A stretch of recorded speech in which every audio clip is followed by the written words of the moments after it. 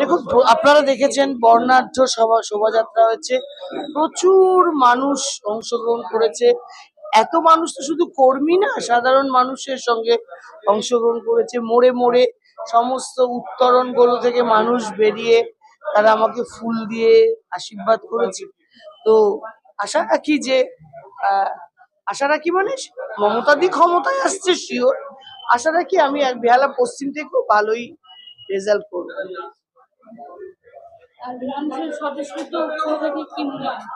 মানুষের স্বতঃস্ফূর্ততা যা মানুষ দেখলেন, এই মানুষ যে সবাই কর্মী তা নয়, সাধারণ মানুষও অংশগ্রহণ করেছে। কিন্তু কারণ বাংলার মানুষ এক কথায় মমতা ব্যানার্জিকে চায়। বা বিরোধীরা দিল্লি থেকে এসে বাংলা শাসন করবে, এটা বাংলার মানুষ মেনে নেয়নি, আর কোনোদিনই নেবে না। আর এবারে ওরা যা করছে তাতে গেলবার 215টা পেয়েছিল তো মমতাদি, এবার ওরা যা করছে এসআইআর থেকে শুরু করেছে এবং এখনো পর্যন্ত, তাতে মমতাদি 230টা সিট, পুরোটাই প্রভাব পড়বে। 105টা 105টা প্রকল্প হয়েছে এখন।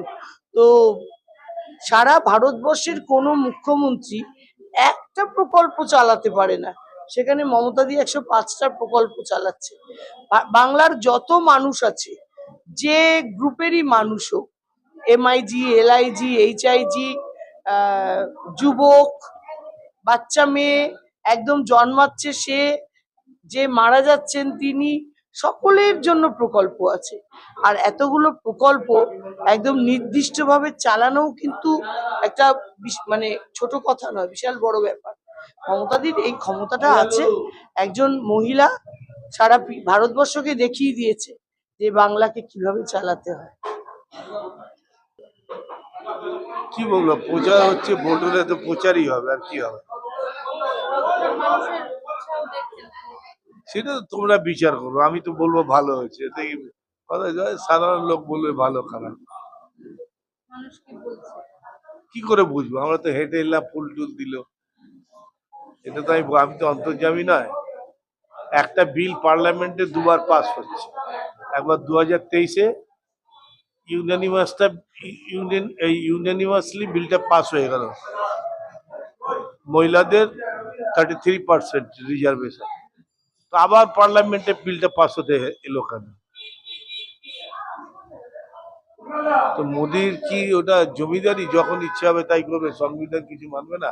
এরকম হয় বলো? 5 কোটি লোককে এই 5 বছরে 1 কোটি লোককে চাকরি দেবে বলছে, আর 14-তে বলেছিল 2 কোটি দেবো বছরে। 12 বছর হলো 24 কোটি, কটা লোকের চাকরি হয়েছে বলো? এখন বলছে আমরা বাংলায় সরকার করলে 1 কোটি চাকরি দেবো 5 বছর। কোথা থেকে দেবে?